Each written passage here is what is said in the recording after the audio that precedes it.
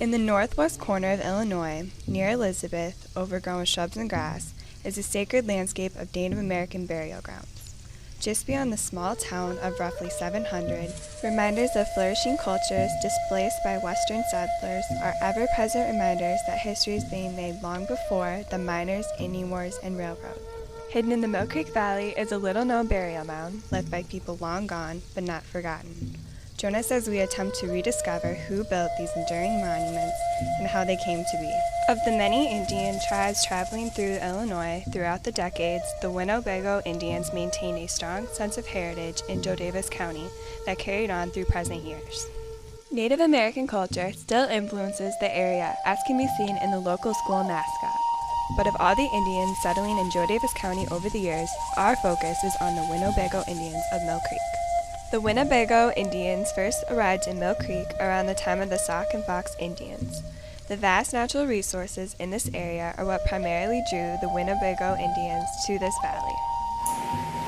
There was water, and it was a lot of hunting area. There are plants that grow in the Apple River Valley, including on the Hass farm, that don't grow anywhere else in Illinois or the Midwest because they were seeds being brought down by the glacier melt.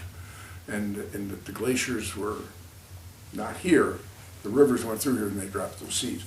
The Winnebago Indians left Mill Creek around the early 1800s. After the disappearance of the Winnebago tribe, many artifacts have been discovered along Mill Creek, yet the greatest piece of evidence found has been the sacred burial mound of their chief and warriors. The mounds in Mill Creek are from a far more progressive age than those of the many mounds in Joe Davis County. Through the past centuries, mound building has greatly evolved, from the Neolithic people of Casper Bluff mounds to the more modernized Winnebago Indian mounds on Mill Creek. Both the Casper Bluffs as well as the Mill Creek mounds are located in Joe Davis County. The Casper Bluff mounds are over 1,000 years old and were constructed by Neolithic people. The Mill Creek mounds are approximately 200 years old and were constructed by the modernized Native Americans, the Winnebagos. The mounds of Casper Bluffs include a Thunderbird effigy mound, whereas the Mill Creek mounds are of linear formation. The history of mound building has changed immensely. The Mill Creek mounds are far more modernized than other mounds in this area. The progressive Winnebago Indians have returned throughout the past century as the modern-day Indians known as the Ho-Chunk tribe. The existence of the Winnebago mounds was revealed to the early Haas family farmers at the time of 1902. In the valley of Mill Creek, these woodland mounds portrayed many aspects of Winnebago culture.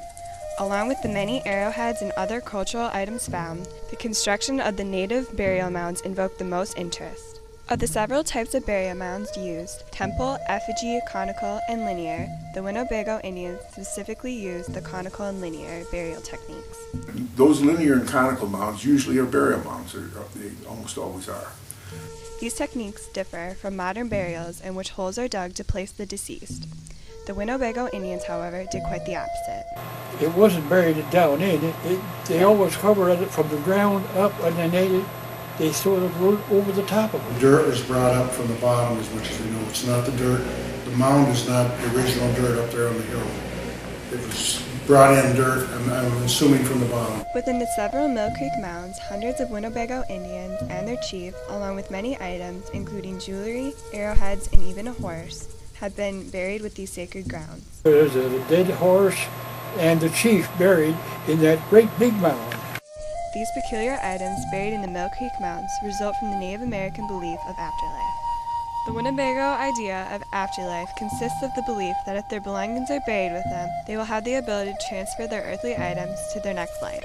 The duration of their stay at Mill Creek was from approximately 1665 to 1850.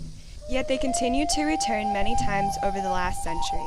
In the early 1900s, the Haas family farmers were confronted by Winnebago Indians returning to visit their sacred grounds. The Indians presented the Haas family with the request to pay their respects to their native ancestors and their cherished chief. Yeah, I took them up on the hill to visit the graves. They visit the graves. They walk up there by the hill where the windmill is and follow that ridge right up there. Why they visited, I don't know. But they wanted to see whether it was still there and not disturbed. Following the first encounter with the Winnebago Indians, the Haas family found them returning annually to commemorate the memory of their past ancestors.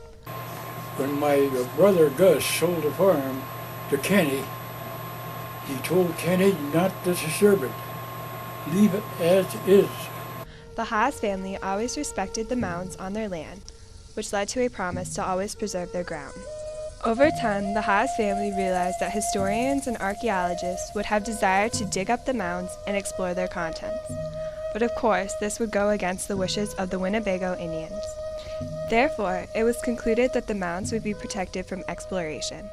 Like during the Depression, they wanted to, they had a CCC, Conservation Corps income, and because they needed work for the people because it was a Depression, and they were here working, and they wanted to tear apart the mounds, and they would split what was in it with your grandparents or Gus, and probably Gus at that time, and they didn't. They would not let them do it. They said no, that's their beliefs, and would be like somebody coming to our cemetery and tearing apart our cemetery.